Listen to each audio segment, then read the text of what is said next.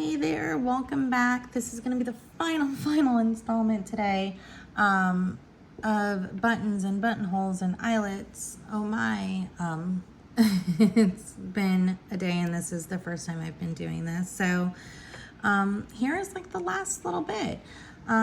First video we went ahead and I showed you how to make a cloth button.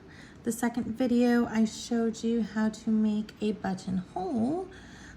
The third video we made an eyelet, and if you can see the nice stitching around there, that's going to be outside of it, and this is the underside because you can see the knots. So that's the eyelet. In this video, what we're going to be doing is attaching the button to the fabric so it will go through the buttonhole.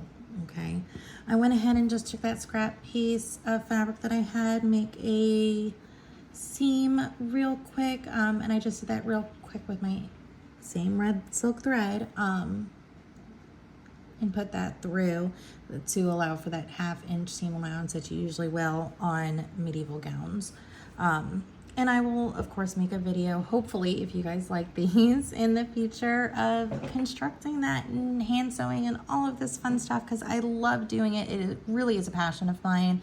I've come across a lot of people who also have the same passion, but may not be able to get to events where they have that being taught or know anybody to do that. So what I'm trying to do is kind of reach farther out so that people see that there are other weirdos like us, and we like doing stuff like this. So if I don't know anything, if I don't know it, I will find a resource for you to learn about it. So if you want to learn and you have a passion for learning different techniques and different things, please let me know, because I will find out how and show you or point you in the direction of somebody who knows better than I do.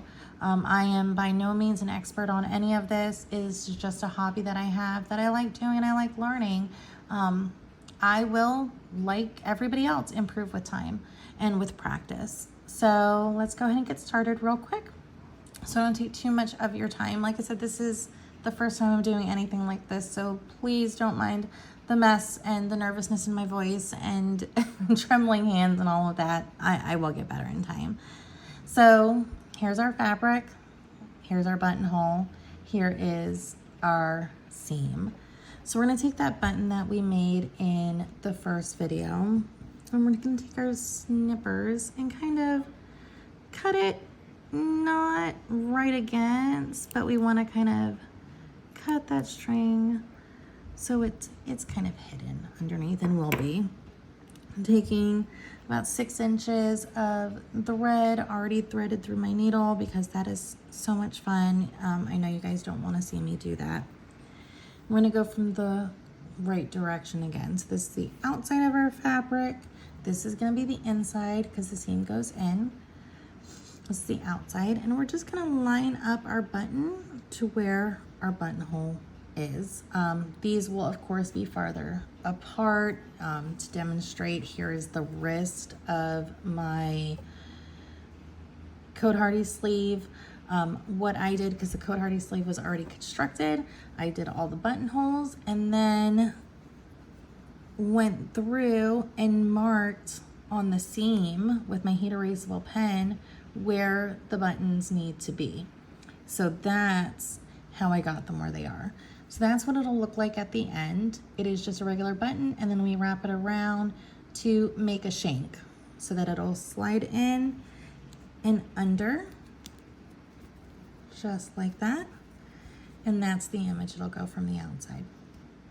Okay, so what we're gonna do is just go right next to it, and we're gonna come up from the underside, right on the edge of that seam of fabric. See how the knot is on the other side, and that's there. So I just lay that down. I take my button and I will go in from one side to the other. Like I said in my other videos, I have done this for a while in hand sewn that my fingers are pretty much calloused up. But please use a thimble, don't poke yourself, it hurts. So we're just gonna take it like this, and we're not gonna bring it all the way down, but close enough. We just want a little bit of room there And we're gonna come around the other side. See if you can see, going around that side and coming up this one. And that's gonna kind of give us right on top. And we'll go around on this side, go through and do the same thing in the same general area. It doesn't have to be spot on, but you want it to be very, very close. Almost going through the same hole on that side. And we want to just keep it, and like I said, not too much tension, because we want to keep it tight, but we don't want to keep it so tight that it won't move. And we just keep doing that with different parts of the button so that we can anchor that in. And you're gonna go, I would say no less than 4 or 5 times like this so that it's nice and centered.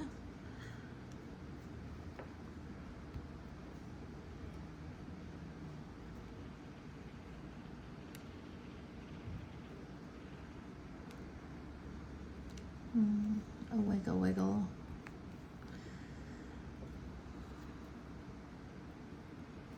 Okay.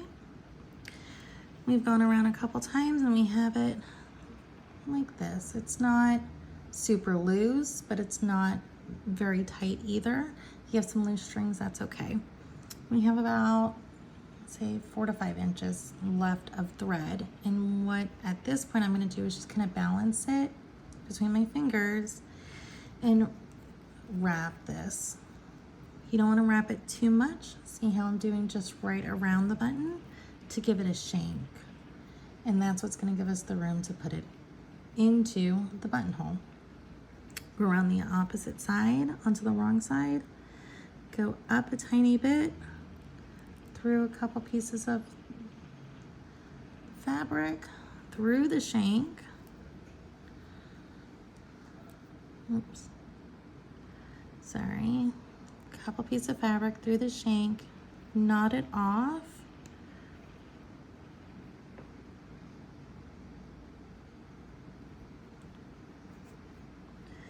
Pull it through. That tightens the knot. We want to cut it very close to there. So that's what it looks like. That's the inside of the fabric on the wrong side, and that's the outside of the fabric. So when it goes to go under into the buttonhole, when you go to close it, it slides right through the buttonhole, and then that's what you see. So there you go. It's nice, it's fastened, and it can pop in and out very easily. So this was a shorter video. So if you have any questions, comments, concerns, just like the other ones, please let me know.